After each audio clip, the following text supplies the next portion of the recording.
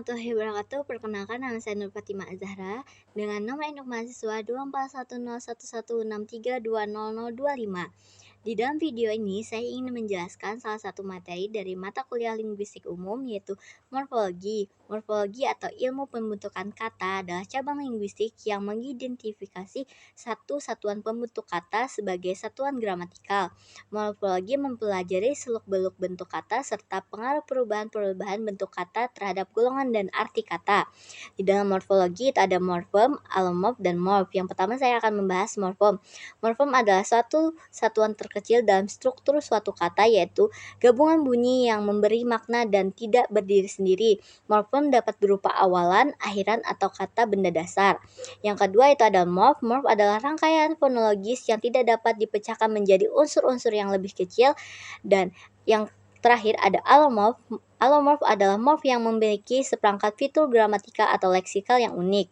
Dan itu tadi adalah inti dari atau anak-anak dari morfologi. Nah, saya akan menjelaskan lagi bagaimana pembentukan kata dalam morfologi. Yang pertama itu ada afiks dan afiksasi.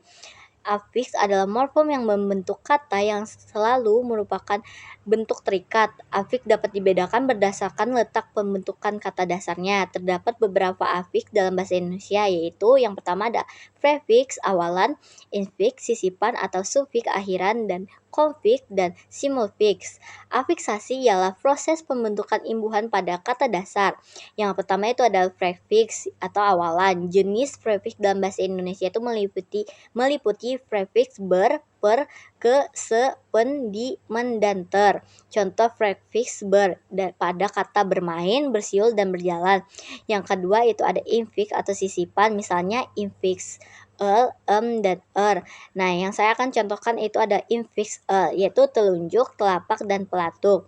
Dan yang ketiga itu ada sufiks atau akhiran. Sufiks dalam bahasa Indonesia itu ada an, i, kan, nya, in, al, il, iyah, if, ik, is, istis, at, si, ika, ir, ur, ris, us, isme, is, isasi, isida, ita, or, dan tas. Selain sufiks-sufiks tersebut ada juga sufiks man, wan, dan wati. Contoh sufiks salah satunya yang saya akan berikan yaitu sufikan beri, yaitu contohnya berikan, dirikan, dan hapuskan. Yang keempat itu adalah konfiks. Konfiks adalah beberapa yang meliputi dengan kata kean, peran, penan, dan beran, berikan, se-nya. Contoh konfiks yang akan saya contohkan yaitu konfiks kean, misalnya kedinginan dan ketinggian. Dan yang terakhir itu adalah simulfiks atau simulfiks dalam gabungan dari dua macam imbuhan atau lebih yang tiap unsur-unsurnya tetap mempertahankan arti dan fungsi masing-masing. Itu adalah jenis-jenis bagaimana morfologi membentuk suatu kata. Dan kembali lagi kita akan membahas morfem. Di dalam morfem itu terdapat allomorf dan morf. Nah, tadi udah dijelaskan kan apa itu allomorf dan morf. Dan sekarang kita akan membahas tentang jenis-jenis morfem, yang itu ada morfem dalam jenis morfem berdasarkan kebebasannya, ada morfem bebas dan morfem terikat. Morfem bebas itu yang memiliki makna sendiri dan morfem terikat tidak bisa mencari atau memiliki makna.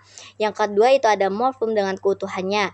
Morfem utuh atau terbagi itu morfem yang memiliki suatu kesatuan, sedangkan morfem terbagi itu terpisah dan terbagi dua. Dan yang terakhir ada morfem berdasarkan makna. Ada morfem berdasarkan bermakna dan tidak bermakna. Sekian penjelasan dari saya. Wassalamualaikum warahmatullahi wabarakatuh. Terima kasih.